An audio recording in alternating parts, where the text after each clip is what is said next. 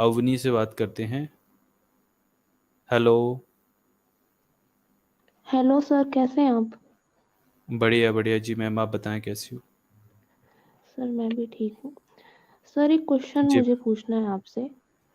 हाँ मैम बताएं। सर जो ये जौहर है, हम्म।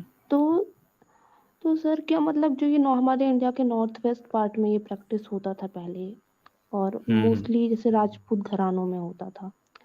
हम्म। तो सर क्या ये मतलब फोर्सफुल होता था, या फिर मतलब जैसे पद्मावती में दिखाया गया है, बहुत ग्लैमराइज किया गया है कि औरतें अपनी स्वेच्छा से आग में कूद जाती थी। तो मैं ये जानना चाहती हूँ कि सती सर स्वेच्छा से नहीं होता था औरत के, और हम्म। जबरदस्ती उनको उसमें डाला जाता था। तो क्या सर जो जौहर है वो भी ऐसे ही फोर्सफुल होता था? मोरल टीचर सर, आप इस पे जवाब देना चाहेंगे या फिर मैं? हाँ हाँ सर, जो मैंने जहाँ तक पढ़ा हुआ है, देखिए हिस्ट्री में काफी सारे रेफरेंसेस पढ़े हैं। और जौहर या सती करने से पहले कुछ खिलाते पिलाते थे, मतलब कुछ नशीला पदार्थ पिलाया जाता था। तो ठीक। हम्म। तो मेरे हिसाब से जहाँ तक है कि कुछ खिला पिला के जौहर करते थे। और दूसरा मेंटल है, किसी व्यक्ति को मानसिक रूप से उस स्तर पर ले जाओ, जात बचाने, धर्म बचाने और आबरू इज्जत ऐसा करके लेकर आओ, तो वो उस मनोदशा में पहुंच जाती थी महिलाएं। महिलाएं अभी भी देख लीजिए, अपन कितनी महिलाओं को उस स्थिति में रखते हैं जहां वो सुबह से उठ के काम भी करती हैं, जॉब पे भी जाती हैं, रोटी भी बनाती हैं, आके भी रोटी बनाती हैं। मतलब आप देखिए, ये सब मेंटल है। मानसिक स्तर पे अपन ने वो जात जात और धर्म धर्म और इज्जत आबरू सब ऐसा कर रखा था। तो वो मेरे ख्याल से तो नहीं कूदती थी जहां तक है। और वो कुछ नशा वगैरह करवा दिया जाता था और फिर धकेल दिया जाता था। ऐसा नहीं था कि खुशी खुशी कूदती जा रही है। एक आध दो जगह कहीं होगा तो होगा, बाकी इसमें नशे, कुछ ना कुछ नशे का खेल है। जैसे अपन सारी ये नशे वाला अफीम ज्यादातर उपयोग करते हैं ये लोग। बच्चों को सुलाने के लिए अफीम उपयोग करते थे, महिलाओं को भी विभिन्न तरह से नशे में रखने के लिए। तो मेरे पास कुछ जो मैंने पढ़े हुए हैं, कुछ अलग अलग वेग्यू रेफरेंसेस पढ़े हैं। सर वहां से राजपूतों में कुछ। तो ये भी एक प्रथा थी ना, राजपूतों को जैसे जो बच्चियां होती थी उनके तालू पे वो रख देते थे, तंबाकू मार देते थे, तो अफीम। ये नशीले, हाँ हाँ, हाँ, अफीम रख देते थे। बिल्कुल तो बिल्कुल मोरल सर, टीचर सबसे सर ज्यादा आप उपयोग बिल्कुल करते हैं। सही कह रहे हैं, मोरल टीचर सर आप बिल्कुल सही कह रहे हैं। देखिए कोई भी सुसाइड बॉम्बर नहीं ऐसे ही नहीं बन सकता ना। सुसाइड बिल्कुल बॉम्बर बिल्कुल। वही बनते हैं जिनको इतना मेंटली, इतना कोई चने की झाड़ पे चढ़ा देता है, इतनी सारी चीजें दिखा देता है अल्लाह के नाम पे, तब जाके वो सुसाइड बॉम्बर बनते हैं। कोई भी मरना नहीं चाहेगा किसी को मार के। और इसी तरीके बिल्कुल से कोई भी जिंदा इंसान ऐसी तड़पती हुई मौत अपने आप को नहीं दे सकता। हाँ मान लीजिए एक्सेप्शन के लिए कोई पागल ही हो जाए, वो एक अलग बात है। तो जो मोरल टीचर आप सर आप कह रहे हैं कि कोई भी ऐसे तो नहीं मरेगा, उसको आप संस्कृति के नाम पर, आप सभ्यता के नाम पर, ये जौहर जैसी चीजों को गौरव गाथा के नाम पर इतना चढ़ा दोगे, फिर भी ये और चीजों को तो लोग मान लेंगे, लेकिन मौत इतना आसान नहीं है कोई अपनी जान को त्याग देना। तो ये राजी रुजी से तो पॉसिबल बिल्कुल भी नहीं है। ये भी, ये अब हाँ मेंटल लेवल पे इंसान को ऐसा बना दिया जाए तो वो फिर आवेश में आके कुछ भी कर सकता है। आज भी आप देखेंगे तो जब आप शहरों की तो छोड़िए, इवन शहरों में ये चीजें पता नहीं चल पाती, लेकिन आप जब बैकवर्ड एरियाज में जाओगे तो महिला ही महिला की दुश्मन है ना। अगर सास है, अगर सास के साथ जो हुआ ना, तो वो अपनी बहू के साथ वो चीजें प्रैक्टिस करेगी। अगर सास अपने टाइम में, आज से उसकी शादी अगर 30-40 साल पहले हुई है, और अगर वो तब मार्केट नहीं जा पाई है, तो वो आज भी बहू से बोलेगी कि नहीं मार्केट आप भी नहीं जाओगे खुले में, अभी तो आपको 5-10 साल शादी को निकलने दो तब आप जाओगे, ऐसे कैसे अकेले जा सकते हो, ये वो। तो मतलब पूरी वो चीजें थोपती चली जाती है, और वो संस्कृति सभ्यता के नाम पे पढ़ाएगी कि अरे हमने तो ऐसा नहीं किया, हमारी तो संस्कृति यही है कि घूंघट करिए, ये करिए, वो करिए। तो वो एक ऐसी दिमाग में डाल दी जाती है ना कि फिर लोग, कोई भी आएगा तो वो घूंघट करेंगे। आज की लड़कियों को भी मैंने घूंघट करते देखा है। तो जब जो लोकल लेवल में ये सारी चीजें प्रैक्टिस की जाती हैं, तो ऐसे तो कोई नहीं मरना चाहेगा। मोरल टीचर इस चीज को और जी जी एलोबरेट आप सर, कीजिए। दो चीजें हैं। देखिए, पहले अफीम का बड़ा प्रचलन था, तंबाकू हम्म। अफीम। तो वो जी। अफीम का नशा तो रहता ही था, ये तो अपन ने सभी पढ़ा है। मेडिवल इंडिया में राजा और नवाब सभी अफीमों में रहते थे, ये तो बहुत चलता जी। था। और दूसरा देखिए, अपन ने महिलाओं को इतना मानसिक गुलाम बना के रखा है। आज भी देखिए, सुबह 5 बजे भरी ठंड में अपन कई उपास व्रतों में महिलाओं से निलवा लेते हैं, वो सुबह नहा लेती 5 बजे। अब समझिए, वो बच्चा बच्चे के लिए और उपास त्रास में, उसका कोई लॉजिक नहीं है। भले ही बीमार हो जाए, लेकिन मेंटली धर्म के आधार पे भगवान का डर दिखा के महिलाओं को ऐसा मोल्ड कर दिया जाता है कि वो एक तो कूदें और दूसरा अफीम का नशा वो इफेक्ट लेकर आता है, और दोनों मिलकर वो क्रिएट करते हैं। और वैसे भी मैं मानता हूँ महिलाएं कूदती तो नहीं होंगी, 100 रानियां होती थी इन लोगों की, धक्का दे देते होंगे, मार देते होंगे, ये सब होता होगा। बाकी तो बड़ा चढ़ाकर प्रस्तुत करते हैं हर बात को, इस तरह से है। जौहर के भी दो प्रकार सती को बताए भी मैंने, एक कैसे, महिलाओं का। जी सती को भी ऐसे ही दिखाते हैं ना, ग्लोरीफाई करके वो कि हाँ, आराम से ग्लोरीफाई बैठ कर अपन जाते ने, हैं। जबकि अपन ने अलबरूनी वगैरह ये नहीं पढ़ा हुआ था, जंजीरें डाल के जलाते थे, देखा ना आपने कि वो जी खुद बिल्कुल। थोड़ी जलने तैयार होती थी, ये लोग जंजीरें डाल दिया हम्म करते थे, बांध देते थे, वैसा करते थे। कौन महिला अपने आप जलेगी? वही तो है ना भाई, ये तो इलॉजिकल बात है। एक आध दो भले ही शौक से जल जाए, मतलब अपने जुनून में, बाकी तो कोई महिला नहीं। 100 रानियां हैं, वो थोड़ी इतनी कोई इमोशनल होती होंगी राजा के पीछे, तो वो तो धक्का ही देते होंगे और जला देते होंगे। और पुरुष लोग जौहर करते थे, युद्ध के मैदानों में नंगी तलवारें लेके कूद जाते थे, वो भी बेवकूफी थी। बेवकूफी की एक और, कहते हैं करते थे नहीं करते थे, कहते हैं दो तरफा जौहर बताते थे। सर एक और बात पूछनी है। सर जो जी ये दहेज प्रथा है जो प्रेजेंटली प्रैक्टिस होती है, सर इसका जो हिंदू स्क्रिप्चर्स है उसमें कहीं उल्लेख मिलता है? हाँ जी, बिल्कुल बिल्कुल मैम। मैंने इवन दहेज प्रथा पे स्ट्रीम भी करी है, और स्ट्रीम का नंबर देखना पड़ेगा। आप लाइव सेक्शन में जाएंगे क्योंकि सेपरेट हो गया है ना वो, तो ये मैंने काफ़ी पुरानी स्ट्रीम है, तो आप ये चेक करते जाइएगा, आपको मिल जाएगा दहेज प्रथा पे मैंने की है। और धर्मसूत्र भी बता दीजिए आजाद सर, 8 प्रकार के विवाह, उसमें पहला ही विवाह दहेज के साथ है। अच्छा।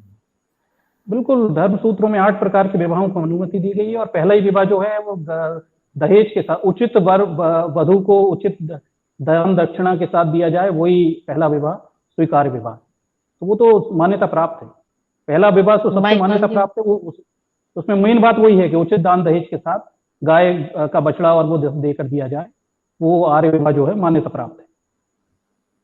माइथोलॉजी में भी राम का विवाह में बहुत दहेज दिया गया था, जो अरे रामायण है। जबरदस्त, महिलाएं दी गई थी। महिलाएं तक महिलाएं दी भी गई, थी। दास दासियां। तो सर क्या राम की सीता के अलावा और भी मतलब थी रानियां या जो कॉन्क्यूबेंस होती हैं वो? हाँ, ऐसा आया तो है, बिल्कुल इसमें उल्लेख तो मिलता है रामायण में ऐसा। लेकिन सर प्रचलित कर दिया गया कि वो पत्नी व्रता थे वगैरह वगैरह ये सब।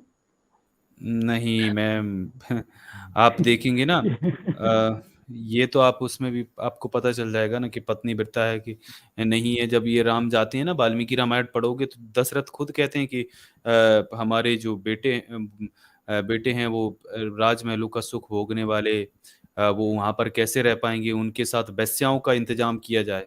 मतलब तो राज वो जब करते हैं तो वहां वेश्याओं को नचाते होंगे, वेश्याएं और रहती होंगी इर्द गिर्द, तभी तो बात करते हैं कि वो वेश्याओं को भी साथ भेजना चाहिए। और सर राम ने कौन से व्रत किए अपनी पत्नी के लिए, अपन अगर शब्दों पे भी ले जाएं? और दूसरा मतलब ऐसा कहाँ लिखा हुआ है कि पत्नी व्रता थे? मतलब रामायण में तो मुझे तो नहीं मिला अभी। हाँ, ये शेयर कीजिएगा, ये इन्होंने जो सवाल पूछा ना, मैं ये खोज रहा था यार। तो ये देखिए किताब है दोस्तों, अर्ली चौहान डायनेस्टीज, दशरथ शर्मा की लिखी हुई किताब है। एक संदर्भ था इसमें, ये खोज के मैं निकालूं, ये याद था मैंने पढ़ा था इसको। तो इसमें अगर आप देखेंगे ना, तो जाजादेव एक जनरल था जो खिलजी से लड़ाई कर रहा था ना।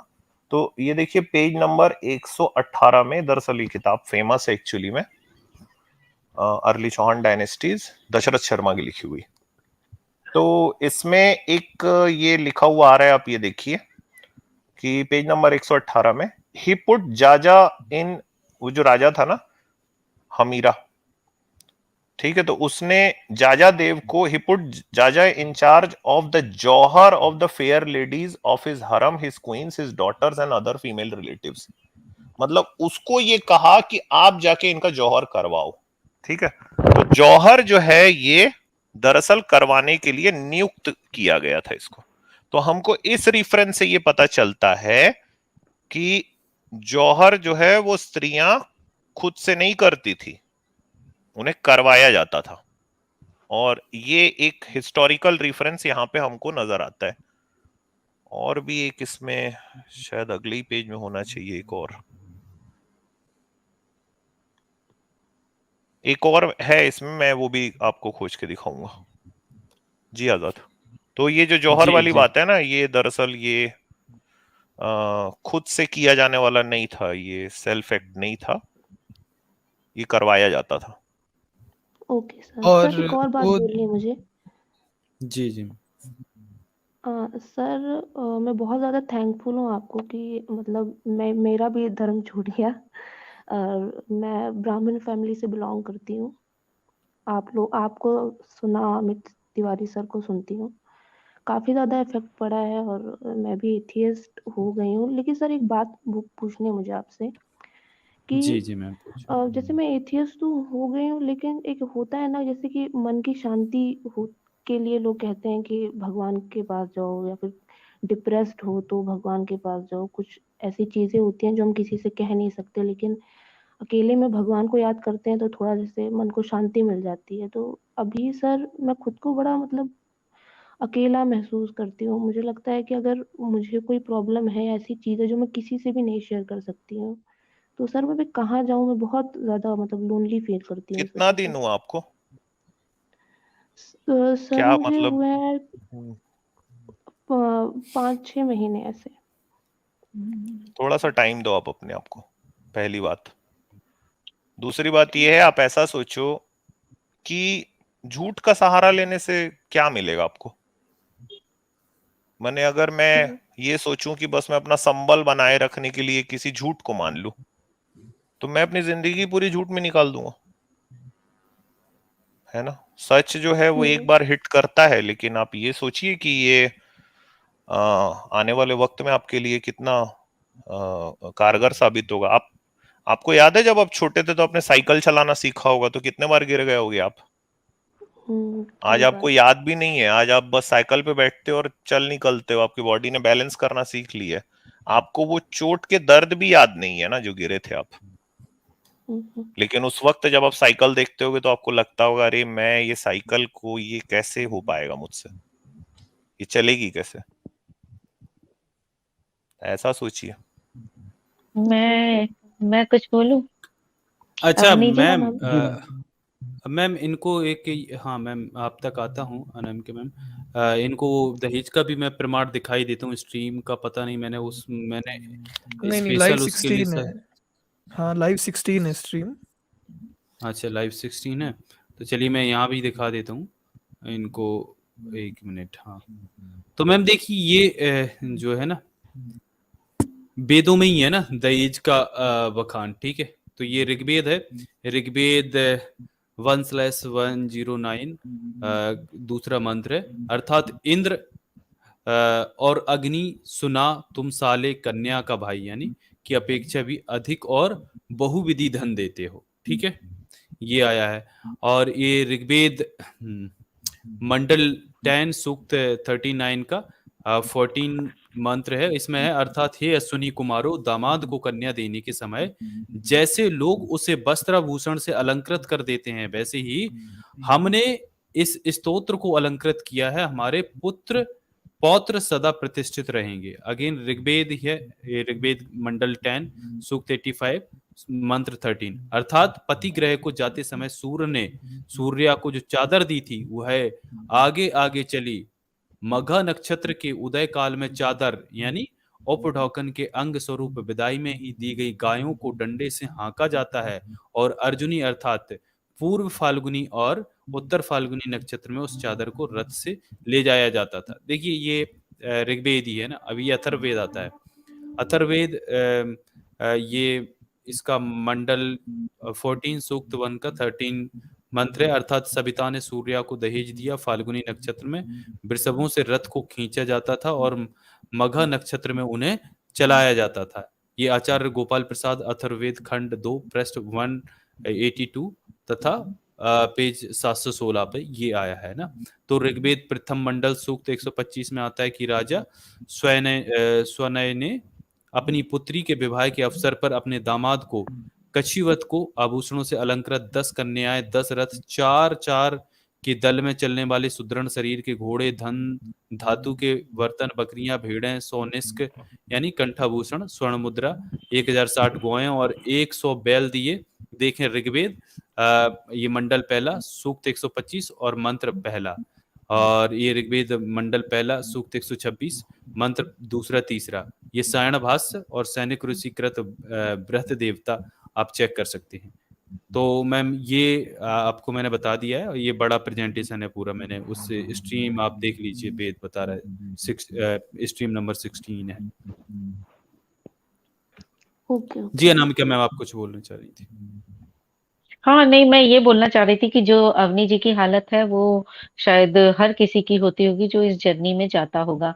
मेरी भी बहुत हुई थी और मुझे भी बड़ा अकेलापन लगता था, क्योंकि ऐसा होता है ना कि किसको थैंक्स बोलो, थैंक बोलते हैं रात में सोते समय। तो ऐसे आदत पड़ गई थी, मम्मी लोग कहती थी। तो लगता था हम किसको थैंक यू बोले, कोई चीज हुई है तुम कैसे क्या कहें। तो फिर बहुत अकेलापन लगता था, प्लस कोई त्योहार आता था, कुछ आता था तो अकेलापन लगता था। तो फिर मैंने अपने में देखा कि मुझे जब ऐसा लगता था तो जो मेरी हॉबीज हैं, जैसे मेरी पेंटिंग हॉबी है, मेरी गार्डनिंग हॉबी, ऐसे तो मैं हॉबीज में अपनी लग गई और अब ये पढ़ना हो गया, तो मैं बिल्कुल भूल गई। बात ये है कि जब मैं याद भी करती थी तो मैं कहती थी कि कैसे किसी झूठ के साथ में कैसे कैसे उनको पकड़ूं, किस किस तरह अब उनको मानूं। तो मेरे हॉबीज के चक्कर में वो मेरा अकेलापन, मैं अपनी ओपिनियन बता रही, मेरा अपना अकेलापन वो मेरा धीरे धीरे दूर होता गया। और अब याद भी नहीं आती, अब तो हंसी आती है, अपने ऊपर गुस्सा आती है कभी कभी ऐसी बात है कि मैं ऐसी थी सोच के। बस मुझे इतना ही कहना था जी अवनी जी। आजाद जी, मैं कुछ कहना चाहता हूँ। हाँ हाँ सर बताइए। इन मैडम से मैं ये कहूंगा कि देखिए, rationality is the thing which we have to discover. मतलब रैशनैलिटी ऐसी चीज नहीं है कि आप ऐसे ही हो जाएंगे। आप हर खोजते हैं, हर इंसान अपने जीवन में खोजते खोजते सत्य तक पहुंचता है। कुछ लोग पहुंचते हैं, कुछ लोग नहीं पहुंच पाते। ठीक, तो आप ये ऐसा मत मानिए कि बस आपने सोच लिया, रैशनल हो गए और एक रात में हो जाएंगे, दिन में हो जाएंगे, कुछ महीने में हो जाएंगे। नहीं, इसका बहुत लंबा प्रोसेस है, ये जर्नी है और कंटिन्यू बनी रहती है। और हमें अपने विचारों को, चीजें पढ़कर, अध्ययन कर कर, अपने रैशनल लोगों में रहकर अपने विचार को मजबूत करना पड़ता है। अब आप रहती तो अंधविश्वासी लोगों में, अपने घर परिवार में, वो दिन भर वही करते हैं और आपके दिमाग में भी वो भय बनाते हैं। तो आपको पढ़ना पड़ेगा, अध्ययन करना पड़ेगा, अपने रैशनल लोगों में रहिए और रैशनलिटी को डिस्कवर करिए। अगर आपने मन बना लिया रैशनल होने का, तो आप धीरे धीरे उसे डिस्कवर करिए और देखिए धीरे धीरे डर और भय निकल जाएगा। कुछ नहीं है, कहीं कुछ नहीं है। ये जो सहारा है, ये भय है आपके अंदर का कि अरे हम भगवान को नहीं मानेंगे तो बुरा हो जाएगा। ये सिर्फ एक मिथ है। एक बार छोड़िए, हम लोगों ने छोड़ दिया, बहुत पहले छोड़ दिया और कुछ बुरा नहीं हुआ। बढ़िया काम धंधे चलते हैं, अच्छा कमाते हैं, मेहनत करते हैं, सब कुछ बढ़िया चलता है, कहीं कुछ नहीं होता। संत पेरियार को देखिए, वो जब रैशनल हुए थे पेरियार साहब, उन्होंने कहा ये मर जाएंगे, 94 साल तक जिए। उन्होंने जी के दिखाया और सिद्ध करके दिखाया कि रैशनल लोग बहुत लंबा जीते हैं, कोई ईश्वरीय प्रकोप नहीं होता। तो आप रैशनल लोगों को पढ़िए, उससे आपको बहुत मदद मिलेगी। बुद्ध को पढ़िए, बुद्ध कहते हैं, तो फिर अब आप लॉजिक लगा लीजिए उसमें, भाई कुछ तो है, और अपना उस कुछ को खोजिए, बुद्धत्व को जानिए, खोजिए। तो वो जर्नी है, आप ऐसे नहीं बनेंगे रैशनल, आपको उस पूरी चीज से गुजरना पड़ेगा, डर से, भय से। एक एक स्टेप आप आगे बढ़ेंगे और टेस्ट करते रहिए कि आप थोड़ा काम करके देखिए कुछ कुछ बुरा होता है कि नहीं होता, ये करके देखिए, कुछ नहीं होता बुरा। और बुरा अच्छा होना एक प्रक्रिया है, सामाजिक प्रक्रिया है। हम संसार में आते हैं, जीते हैं, मरते हैं, हानि लाभ, जीवन मरण सबके साथ होता है। जो लोग रैशनल नहीं है वो भी इस सबसे गुजरते हैं, सांसारिक प्रक्रियाओं से, और जो लोग रैशनल हैं वो भी सांसारिक प्रक्रियाओं से गुजरते हैं। उसका ईश्वर से और बाकी चीजों से कुछ लेना देना नहीं। तो पहले तो सांसारिक प्रक्रियाओं को अलग कर दें आप, ठीक, उन्हें अलग मानिए, वो तो सबको ही गुजरना है, सबको कष्ट भोगने, सबको दुख तकलीफ भोगनी है। रैशनलिटी आप उनसे अलग होकर सोचेंगी तो भय गुजर जाएगा, आपका भय भी हट जाएगा और धीरे धीरे आप उसे डिस्कवर करती जाएंगी और आप रैशनल लोगों से जुड़ती रहेंगी तो और मजबूत होगा आपका विचार। तो उस प्रोसेस को आगे बढ़ाइए। मेरा ना इसमें थोड़ा सा एक अलग टेक है भाई। आप बहुत ज्यादा सीरियस ले रहे हो, तो मेरे ख्याल से आप सीरियस मत लीजिए। आपको क्या है ना, सच्चाई पता चल गई, ठीक है। और अगर आप गौर से आप देखिएगा तो ये भगवान भगवान का इस्तेमाल ना वैसे भी हम लोग इसलिए करते हैं कि हम बेसिकली ह्यूमन बीइंग्स जो है ना, वो इवोल्यूशन से ही सेल्फिश है, हम स्वार्थी हैं, हमको कुछ चाहिए रहते ही। भगवान भगवान ना वैसे भी हमारा नौकर है ना, ठीक है। इसको 100 रुपया 1100 रुपया की जो चढ़ावा चढ़ा देंगे, मन्नत मांग लेंगे करके, ये बेसिकली हम ये नौकर है हमारा। तो आप ऐसा सोचो कि भाई काल्पनिक नौकर था, उसको नौकरी से निकाल दिया मैंने, ठीक है। तो जब कुछ चाहिए रहता है तभी याद आता था भगवान। तो आप ये सोचो ना, इतना सीरियस लेने की जरूरत ही नहीं है। मैं बहुत सारे लोगों की जब मैं बात सुनता हूँ ना, सच में मुझे ऐसा लगता है कि बहुत गंभीरता से, जैसे कि पता नहीं ये कोई ऐसी चीज है कि कोई दिव्य ज्ञान हमको हो गया। भाई ये एक नैसर्गिक चीज है, हम काल्पनिक चीज को मान रहे थे, ठीक है, हमें लग रहा था कि वो अंधेरे में जो रस्सी पड़ी वो सांप है, हमने लाइट जलाई और हमको दिख गई अरे यार वो रस्सी है, तो हंसी आती है बेसिकली। मैं ऐसे कुछ लोगों को जानता हूं जो इस रास्ते पे आए और वो हंसते हैं, अरे यार हम क्या क्या करते थे। हाँ, कि कभी वो मतलब कोई त्योहार आया तो उसमें ऐसा फास्टिंग करना है, मतलब हमने कितना अपने आप को बांध बांध के रखा हुआ था भाई। तो ऐसा सोचो ना कि चाह मिटी चिंता गई मनवा बेपरवाह, अरे जिसको कुछ नहीं चाहिए वो शाहों के शाह। ठीक है, तो आप इतना सीरियसली मत लो, इत्मीनान से रहो। वैसे भी कोई था नहीं भगवान भगवान ना कि उसके नहीं रहने से हमें जीवन में कोई फर्क पड़ने वाला है। मस्त रहो एकदम आराम से, कुछ नहीं होता। सर एक बात और कहनी है सर, ये जैसे मैं एथियस्ट हूँ, मेरे आसपास जो लोग हैं मतलब वो तो हंसो बस देख के उनको, बस मजा लो उनका। सीरियसली मैं बिल्कुल आपको सही। बोल रहा हूँ, मजा लो उनका बस बैठ के। बिल्कुल बिल्कुल।